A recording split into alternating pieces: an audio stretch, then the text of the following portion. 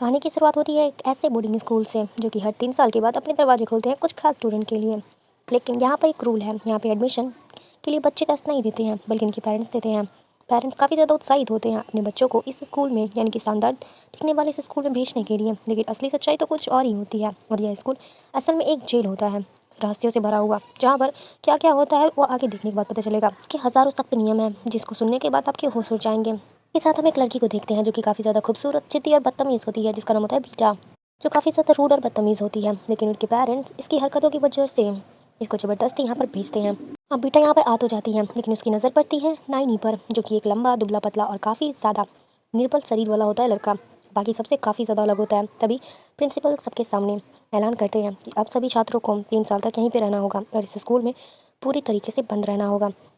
साफ शब्दों में कहा जाए कि सबसे करीबी गांव भी यहाँ से 100 किलोमीटर दूर है, इसलिए यहाँ से भागना नामुमकिन ही है। और अब से तुम्हारे आसपास सिर्फ वही लोग होंगे जो कि इस स्कूल के अंदर हैं, ना कि कोई और बाहर जाएगा और ना ही कोई और अंदर आएगा। इस रहस्यमयी जगह की दीवार के पीछे बहुत कुछ छुपा हुआ है जो धीरे धीरे अब सामने आने वाला है। जब एक लड़का भागने की कोशिश करता है तो स्कूल का गार्ड उसके सामने आ जाता है और लड़का कहता है कि साइड हो जाओ। वो गार्ड तो बिल्कुल जरा सा भी नहीं हिलता है।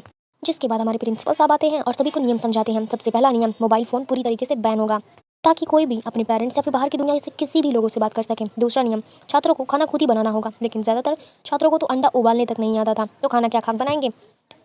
अब वे लोग एक कुक की मांग करते हैं तो उनकी बात पर साफ मना कर दिया जाता है। फिर प्रिंसिपल सबसे अहम नियम बताते हैं कि जंगल में जाना सख्त मना है। कहा जाता है कि जो भी जंगल में जाता है वो गायब हो जाता है। ऐसे बहुत सारे स्टूडेंट गायब हो चुके हैं क्योंकि जो भी जंगल से बाहर जाता है या तो वो घायल होकर आता है या फिर वो मर जाता है। लेकिन बीटा इन नियमों को तोड़ती है और कुछ छात्रों के साथ मिलकर के जंगल की तरफ भागती जाती है घर वापस जाने की कोशिश में, मगर वे नहीं जानते थे कि प्रिंसिपल उनकी हर हरकत पर नजर रखे हुए हैं। उन सबको भागने से रोकते नहीं हैं बल्कि चुपचाप देखते रहते हैं क्योंकि वे वापस आएंगे ही। एक लड़का वापस जाने की बात करता है लेकिन दूसरा उसे मना कर देता है। उसका सोच था होती है कि जंगल का खतरा स्कूल की जेल जैसी जिंदगी से तो बेहतर ही होगा।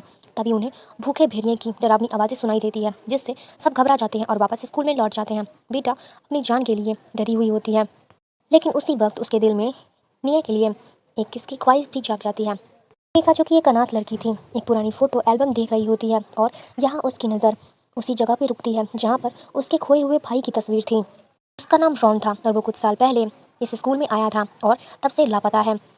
और यही रीज़न था कि मिका इस स्कूल में आई थी और अपने भाई को ढूंढने के लिए। पहली फिजिकल एजुकेशन की क्लास में स्कूल का सख्त रवैया सामने आता है। जब मैथ टेबल गिर जाता है तो पूरे ग्रुप को सज़ा मिलती है और सज़ा के तौर पर उन्हें एक्स्ट्रा राउंड लगाने पड़ते हैं। तनाव और भी बढ़ जाता है। उनमें से एक दीपित नाम का लड़का होता है जो कि काफ़ी ज़्यादा गुस्सा हो जाता है, एक झगड़े में उलझ जाता है। जब बाकी लोग उसे शांत करने की कोशिश करते हैं तभी एक और लड़का अपने आप को ज़मीन पर बार बार मारने लगता है। अब बेटा सबको बताती है कि यह लड़का ऑस्टेटिक है। इसका मतलब है कि वो उसका नेचुरल रिएक्शन है, वो कुछ जानबूझ के नहीं कर रहा है, बल्कि ये एक ऐसी परिस्थिति है जिसमें वो अपने शरीर पर कंट्रोल नहीं रख पाता, ये एक बीमारी जैसी है। फिर प्यार की कहानी दस्तक होता है, यानी कि बीटा एक बुली को थप्पड़ मार देती है। वह लड़का उसे मारने के लिए आगे बढ़ता है, तभी निर्णय बीच में आ जाता है और अपने दिल के साथ बीटा के लिए अपनी जान तक देने के लिए तैयार हो जाता है। बाद में प्रिंसिपल सभी स्टूडेंट को एक बेहद जरूरी टास्क देते हैं जो कि मुर्गे के बच्चे होते हैं, उनका ध्यान रखने के लिए कहा जाता है। लेकिन अगर कोई अपने चूजे का ध्यान नहीं रख पाता है उसे टॉर्चर भी किया जाता है और धमकी दी जाती है। और अब जो बुली लड़के होते हैं वो इस जिम्मेदारी को गंभीरता से नहीं लेते हैं। उनमें से एक लड़की होती है जो इन सभी जीवों को नाम दे रही होती है ताकि सबका दिल पिघल जा सके और वे जिम्मेदारी महसूस करें। और उसी वक्त चूजे को बड़ा तोड़ दिया जाता है और सारा इल्ज़ाम उस ऑस्ट्रेटिक लड़के पर डाल दिया जाता है। उसका नाम वाला चूजा भी मरा हुआ मिलता है और ये देखने के बाद सब लोग तो काफ़ी ज़्यादा परेशान हैरान हो जाते हैं। डायरेक्ट बिना किसी सबूत के उस मासूम लड़के को सजा मिलती है। एक हफ्ते तक बिना खाना पानी के एक कमरे में बंद कर दिया जाता है। बेटा अपने दोस्तों के साथ उस लड़के को बचाने का प्लान बनाती है, लेकिन उसका प्लान हिस्ट्री के टीचर सुन लेते हैं। जब वे लोग भागने की कोशिश करते हैं तो स्कूल का हेड गार्ड उन्हें डंडे से मारने की धमकी देता है। अब यह वही डंडा होता है जो स्कूल में कई पीढ़ियों से इस्तेमाल किया जा रहा है। वापस क्लास में हिस्ट्री टीचर गेट लॉक कर देते हैं। जब निर्णय पूछता है कि सर लॉक क्यों किया है, जिसके बाद वो काफ़ी ज़्यादा गुस्से में चिल्लाना शुरू कर देते हैं और वो कहते हैं कि किसी भी मेथड पर सवाल मत उठाओ। निर्णय को बस बीटा की आंखों में थोड़ा सा सुकून मिलता है, जैसे उसकी रूहों में छुपा कोई छोटा सा प्यार पहली बार सांस ले रहा हो। और अब पनिशमेंट के रूप में सभी को जला हुआ चिकन यानी कि ब्रेकफास्ट के रूप में लेना होता है, और ऐसा खाना जिसे कोई भूखा सूअर भी ना खाए। टीचर कहते हैं कि अगर किसी ने अपना चिकन नहीं खाया तो उसको बगल वाले का चिकन खाना पड़ेगा। अब इसके बाद मजबूरी में सब लोग जला हुआ चिकन खाना लगते हैं। बेटा जब उस ऑस्ट्रेटिक लड़के के बारे में पूछती है टीचर से तो वह कहती है वो साइकोलॉजिकल ट्रीटमेंट ले रहा है, लेकिन असल में तो वो बेरहम टॉर्चर झेल रहा होता है। इस स्कूल में कमज़ोर बच्चों के साथ इतना बुरा सलूक किया जा रहा होता है जैसे उन्हें मजबूत बनाया जा रहा हो। लेकिन हकीकत में तो उन्हें प्यार और समझदारी की ज़रूरत होती है। अगले दिन टीचर एक स्पेशल रूम अनाउंस करते हैं। इस तरह वोट लेगा वह वीकेंड पर घर जा सकता है।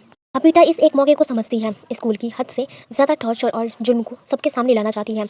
हर स्टूडेंट चिट्ठी लिखता है कि उन्हें वोट क्यों मिलना चाहिए, लेकिन बुली फूड के बदले लोगों को वोट खरीदने की कोशिश करता है। बीटा इस बात का सामना करती है तो बुली गुस्से में आ जाता है, लेकिन तभी निर्णय उसके सामने आकर के खड़ा हो जाता है और वह बीटा के लिए अपनी जान तक देने को तैयार होता है। बीटा की स्कूल से निकलने की ख्वाहिश और निर्णय के लिए प्यार दोनों मिल जाता है। अब उन्हें एक एक नंबर दे दिया जाता है। निर्णय को नंबर 2 और बीटा को नंबर 8। उनके असली नाम छीन लिए जाते हैं और उनकी पहचान खो जाती है। और अब हर सुबह बीटा लंच हॉल में निर्णय के सामने बैठी हुई होती है तो अंदर ही अंदर कुछ सुलगता है। बीच की हवा भी काफ़ी ज़्यादा भारी हो जाती है, जैसे उनका प्यार किसी खास पल का इंतजार कर रहा हो। लेकिन अब वे अपने जज्बात जाहिर नहीं कर सकते हैं क्योंकि स्कूल में प्यार की इजाज़त नहीं है। कहा जाता है कि छात्र के लिए सिंगल रहना ही बेहद अच्छा होता है और हर कोने में कैमरे लगे हुए हैं। यहाँ पर 31 तो बहुत दूर की बात है, यहाँ पे गले लगना भी बहुत ही नामुमकिन है। तभी बीटा और नीरे हवा में चुपचाप इशारे से बातें करने लगते हैं और ऐसे इशारों जो सिर्फ दिल समझ सकता है। वे एक दूसरे को छुए बिना भी अपना प्यार जता सकते थे। इस बेरहम स्कूल में पहली बार उन्हें लगता है कि शायद वे खुश हो सकते हैं क्योंकि अंधेरे में भी अगर प्यार हो तो रोशनी खुद रास्ता बना लेती है, वो रास्ता ढूंढ ही लेती है। कभी कभी प्यार को हाथों की ज़रूरत नहीं होती, सिर्फ दो रूहों का मिलना ही काफ़ी होता है। बीटा और नीना एक दूसरे को भावनात्मक सहारा दे रहे होते हैं। तभी तभी इंटरनेटो डायरेक्टर उसके बीच कुछ महसूस करते हैं। अब अनिल उससे पूछता है कि क्या तुम्हारा बेटा यानी कि नंबर 8 के साथ कोई भी रिलेशनशिप है। निर्णय तुरंत इनकार कर देता है, लेकिन डायरेक्टर कहता है कि प्यार की एक खास खुशबू होती है और पूरी मोहब्बत की बदबू आ रही है। इस स्कूल में तुम किसी पर क्रश रखते हो, स्कूल के नियम को तोड़ रहे होते हैं, कुछ कॉरिडोर में किस कर रहे होते हैं, जबकि यहाँ छूना भी मना है। यानी कि अब छात्र धीरे धीरे स्कूल के कड़े नियमों को खिलाफ जाने वाले थे। तभी टोर जो कि फिर से अपनी ताकत वापस पाना चाहता था, सबको धोखा देता है। सबको लगता है कि अब खाना मिलेगा, लेकिन वह सबके सामने एक पेपर रख देता है जिसमें लिखा होता है एक प्रस्ताव, जो टीम जीतेगा सिर्फ उसी को खाना मिलेगा, जो हारेगा वह भूख से मरेगा। और फिर टीचर 2 टीमें बनाते हैं और सबको एक रस्सी देते हैं। शुरुआत में तो एक बचपन का खेल लगता है, लेकिन असली नियम होता है कि जब तक दूसरी टीम रस्सी नहीं छोड़ती मारो, और जो रस्सी छोड़ दे वो हार जाएगा। दोनों टीम एक दूसरे पर ऐसे टूट पड़ते हैं जैसे भूखे कुत्ते अपनी रोटी के लिए तोड़ते हैं। बेटा इतनी ज़्यादा हिंसा देखकर परेशान हो जाती है और चिल्लाकर कहती है कि प्लीज़ रुक जाओ, लेकिन कोई नहीं रुकता क्योंकि इस स्कूल में समाज के नियम नहीं चलते। यहाँ सिर्फ एक नियम चलता है, जो ज़्यादा ताकतवर है वही जीतेगा। तभी मीका, जो और भी ज़्यादा बर्दाश्त नहीं कर पाती है, सबके बीच में भाग कर जाती है और रस्सी खोल देती है। जब टीचर उसे रोकने की कोशिश करता है तब नियाना टीचर को धक्का दे देती है, लेकिन टीचर मेज से टकराकर गिर जाता है और फट जाता है। इसी तरीके से वो बर्बल खेल वहीं पे खत्म होता है। लेकिन किसी को यह नहीं पता होता है कि अब उन्हें घंटों तक सज़ा मिलेगी। सड़े हुए दूध की बदबू के बीच बंद कमरे में रखा जाएगा। बीटा को अब एक ही सुकून मिलता है कि अपने प्यार को देख सकती है उसकी आंखों में। क्या पता उसका प्यार ही आखिरी ख्वाहिश और उम्मीद बन जाए। अगली सुबह टीचर क्लास में आती हैं और सबको पूछती हैं कि क्या तुम्हें अपनी किए पर पछतावा है। सब एक साथ कहते हैं बिल्कुल भी नहीं।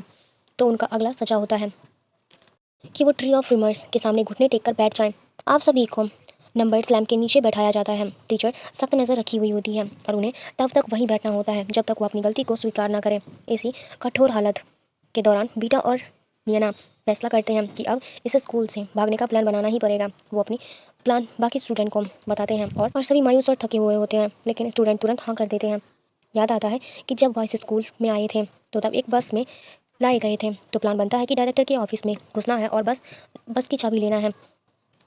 रात के वक्त वह स्कूल की सारी लाइट्सों को ऑफ कर देते हैं। अब एंडीनिया एक झूठी फाइल रिपोर्ट करता है। दूसरे स्टूडेंट भी मिलकर कहते हैं कि किचन में आग लग गई है और यह सब टीचर को भ्रमित कर देते हैं और इधर उधर भागने लगते हैं। स्कूल के आंगन कोर्ट में एक छोटी सी आग लगाई जाती है, बस ध्यान भटकाने के लिए। इस अफरा तरी के बीच उन्हें बस की चाबियां मिल जाती हैं, लेकिन जैसे ही वह बस की तरफ दौड़ते हैं और निकलने की कोशिश करते हैं, डायरेक्टर उन्हें परख लेते हैं। वो ठंडी बेरहम आवाज़ में कहते हैं कि अपने इमेच्योर प्लान को छोड़ो। तुम्हें क्या लगता है कि तुम्हारे घर वाले तुम्हें वापस देखना चाहते हैं? फिर डायरेक्टर एक रहस्यमयी केक सबको ऑनर करता है कि उन सभी को जो घर जाना चाहते हैं। सभी बच्चे बिना कुछ सोचे वो केक खा लेते हैं, लेकिन उस केक में नींद की दवा मिली होती है। जब उस सबकी आंखें खुलती हैं तो उन्हें लगता है कि वह अपने घर पर आ चुके हैं। बेटा सबसे पहले अपने घर पहुंचती है, लेकिन जैसे ही वह दरवाजे पर पहुंचती है देखती है कि उसका सारा सामान बाहर फेंका हुआ है और हैरान परेशान खड़ी रह जाती है। वो समझ में नहीं आ पाता। तभी उसकी मौसी सामने आती है और कहती है कि उसने बीटा का कमरा बेच दिया है, बल्कि पूरा घर ही बेच दिया है। बीटा को धीरे धीरे सच्चाई का एहसास होता है कि उसकी मौसी ने सिर्फ समय और पैसे की बचत के लिए उस क्रूर बोर्डिंग स्कूल में भेजा था। उसके चेहरे पर गुस्सा और दर्द दोनों साफ झलकते हैं। तभी बुली ट्विंस वापस आते हैं और देखते हैं कि उनके पिता अपनी प्रेमिका के साथ खड़े हैं। उनका पिता उन्हें बताता है कि उसने खुद पैसा दिया ताकि वे 3 साल तक इंटरनेटो में रहें और अब उससे कहता है कि यहाँ से चले जाओ।